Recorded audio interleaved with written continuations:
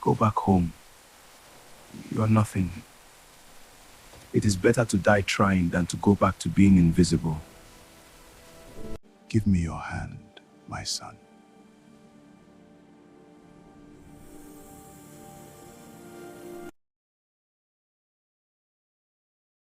In the middle of Ayama Market, life was very hard. A young man named Obi lived there. Before the sun came up, Obi was already working. He carried heavy bags that made his back ache. He ran errands for people who didn't even know his name. He ate scraps and slept in the dust. To everyone else, he was invisible. He was just a boy who worked and suffered. He was invisible. Until a blind man saw his future, and everything changed. At the edge of the noisy market stood a very old tree with giant roots. Under that tree sat a man everyone called Baba Agba. He was old and blind. People whispered that he could see things that haven't happened yet. They said he could see your future just by touching your hand. One day, Obi couldn't take the hunger anymore. He walked to the tree. His heart was beating fast. Do you see anything for me? Will I always be a nobody? Give me your hand, my son.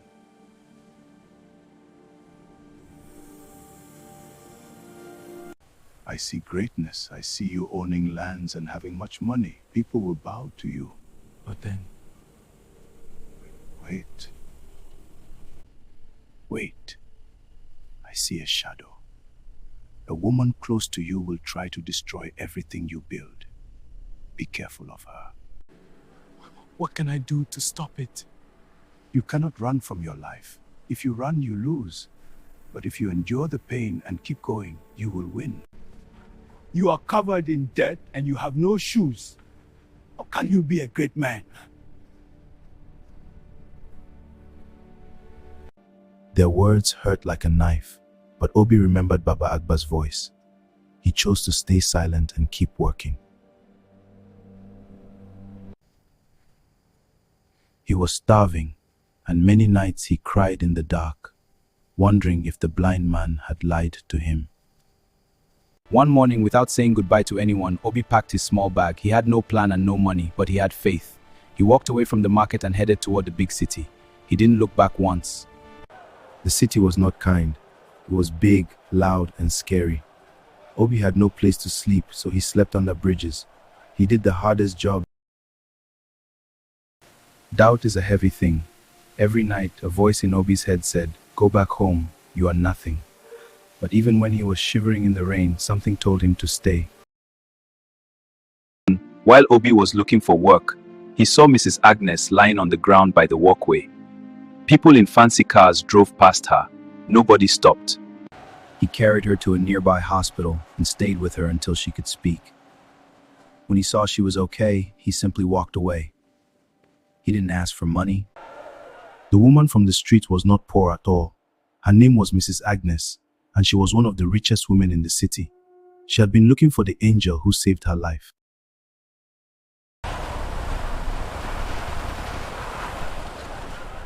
Are you Obi?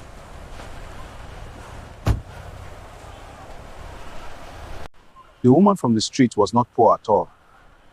Her name was Mrs. Agnes, and she was one of the richest women in the city. She had been looking for the angel who saved her life. Come with me. You don't have to be out here. Let's get you something to eat. Thank you, ma'am. Thank you so much. Why did you help me when you had nothing? I know how it feels when no one sees you, and I am invisible because I had nothing. From today, the world will see you. Come with me. Obi, come over here, please.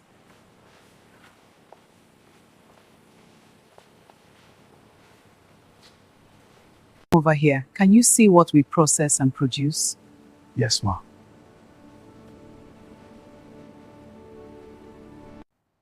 Some men attacked me from behind at my farm.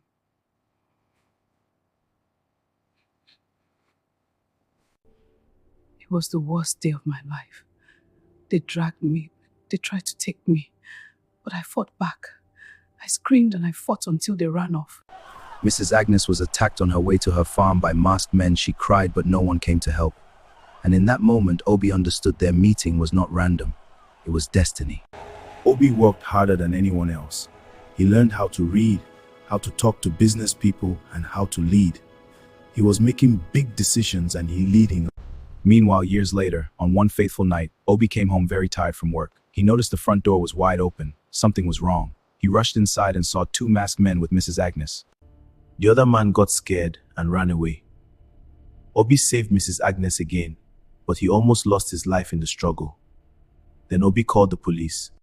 Obi, due to the frequent threats to my life, I have to leave this home. I will be at my private estate, but you will stay here till further notice. Okay, ma, but I will miss you.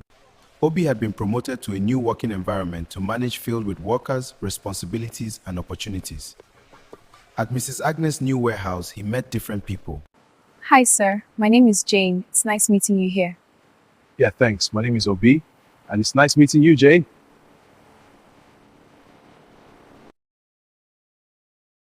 Hi, Jane. You're looking so gorgeous tonight. How about I take you out for dinner? That would be nice. After you, my lady. You are welcome, my Prince Charming. Shall we? I have never felt this way in a long time. I am blessed to have you in my life, Jane. Thank you, my prince. I am also happy to meet you. Honestly, you are truly an amazing person, Jane. Thank you, and you are very intelligent and caring too, Obi.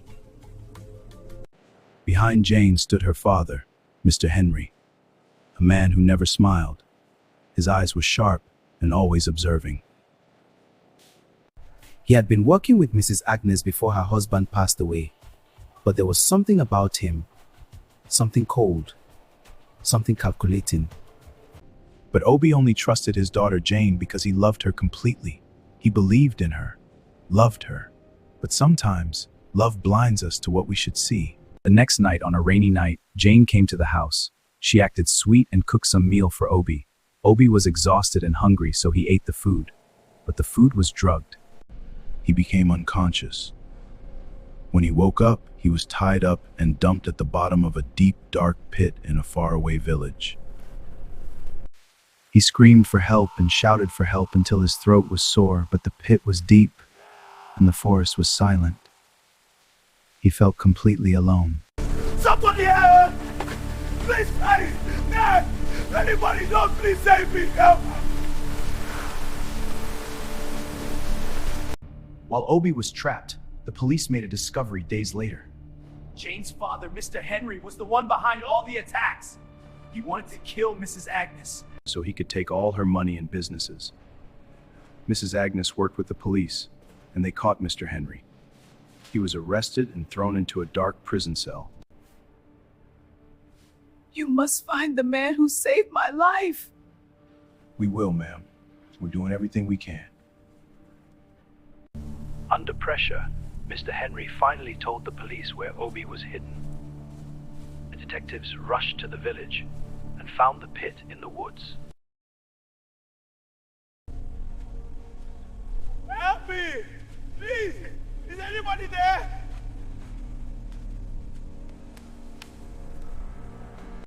He used a rope to pull Obi out. Obi was weak and covered in mud. The kind farmer took Obi to his small hut and nursed him back to health. Obi told the farmer his whole story. The farmer felt very sorry for him. "I will help you get back to the city of Asaba," the farmer promised.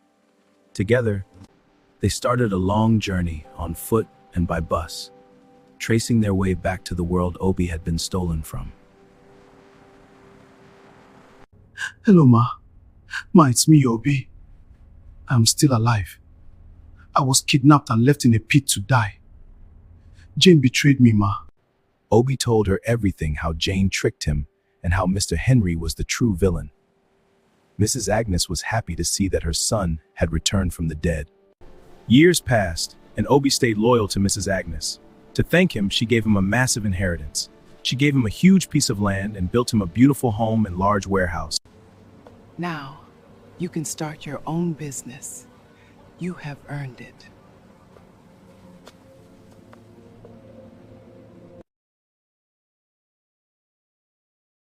Obi was now a very great man. He drove his fancy car with his family and friends back to Ayamo Market, where he used to be a poor boy. He went straight to the ancient tree to find the man who saw his future. But when he arrived, the seat was empty. The people told him, Bab Agba is gone.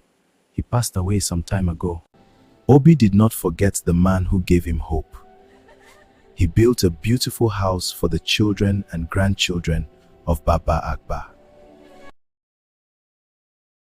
He also used his money to turn the old Ayamo market into a modern, clean place for everyone. Obi was no longer the invisible boy.